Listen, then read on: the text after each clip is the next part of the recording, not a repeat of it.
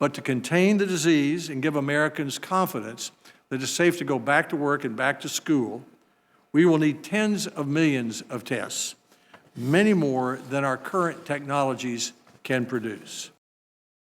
So we work to include in the most recent coronavirus legislation $1.5 billion for what we called a competitive shark tank.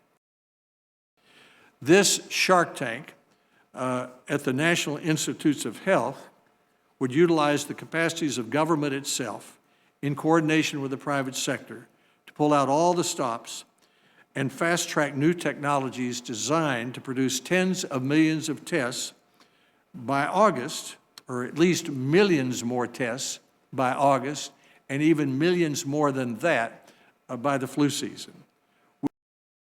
There is no safe path forward to combat the novel coronavirus without adequate testing. Let us hope that out of Dr. Collins' Shark Tank will emerge at least one mighty great white shark that will help us combat this disease. Who helped us set up this technology to make this hearing possible. And of course, thank you to our... We have to remember that the fight against this virus is reality.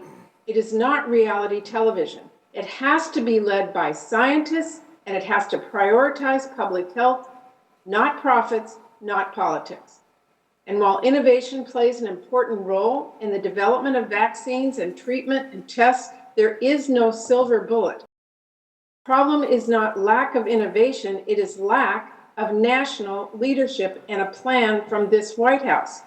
You can innovate the fastest car in the world, it still won't get you to where you're going without a good driver and good directions. And when it comes to testing, this administration has had no map and no one at the wheel. There is a reason they say failing to plan is planning to fail. And it absolutely applies here, because the fastest, most innovative test is not much use if we don't know how many tests we need, if we don't have a supply chain with capacity to manufacture all the tests and supplies that we need, and if we don't have the workforce and lab capacity to actually use those tests and supplies. Insisting it is not his problem, and he is increasingly attempting